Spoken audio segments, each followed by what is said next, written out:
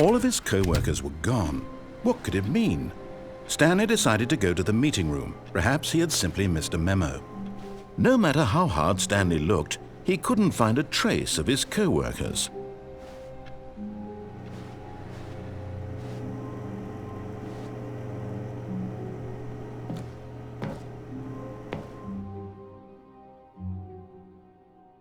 At first, Stanley assumed he'd broken the map, until he heard this narration and realized it was part of the game's design all along.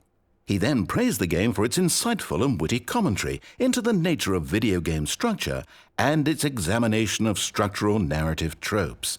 So, now that you're here, what do you think? Isn't this a fun and unique place to be? Why don't we take a minute just to drink it all in? Okay, I'm over it now. What do you think? Are you sick of this gag yet? Ah, then in that case we'll continue. But now, here comes the real question. What do you think would have happened if you had told me that you wanted this to stop? Do you think it would have been particularly different? Would I have taken the same idea but rephrased it superficially to fit that answer? Perhaps you never would even have thought of it if I hadn't brought up the issue in the first place. Oh, now think about it. Will it be worth it for you to restart and then come back here just to do the other option? Clearly, this whole gag takes some time. What if the other option is even longer?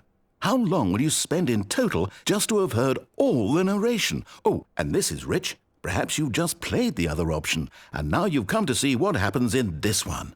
So, what do you think? Which choice was the better one?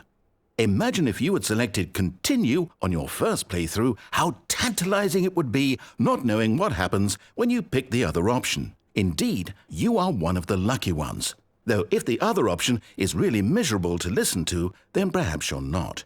In fact, I'm just going to say that no one who's listening to this is lucky.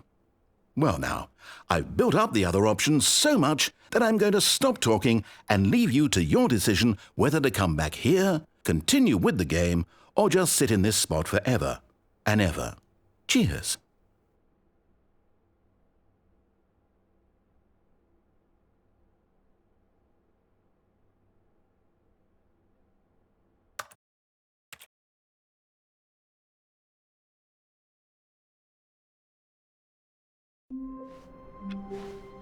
I can't wait to tell this story to my co-workers, Stanley thought. How amusing they'll find it.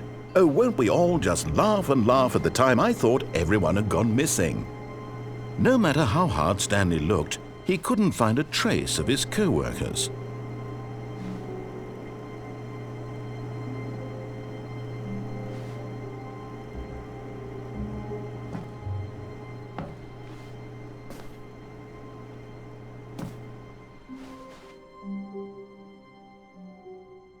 At first, Stanley assumed he'd broken the map, until he heard this narration and realized it was part of the game's design all along. He then praised the game for its insightful and witty commentary into the nature of video game structure and its examination of structural narrative tropes. So, now that you're here, what do you think? Isn't this a fun and unique place to be? Why don't we take a minute just to drink it all in? Okay, I'm over it now. What do you think? Are you sick of this gag yet? Well, I don't know how to say this politely, but you could literally just restart the game any old time you want, like right now. You could have done it just then. Now would also be an appropriate time to quit. Any of these points and so many, many more, all of them are appropriate. I'm enjoying what seems to be an internal conflict going on where you are literally unable to act on your own desires to restart the game. So, just to push the envelope, I'm going to try and make this as miserable as possible and see how long you can maintain.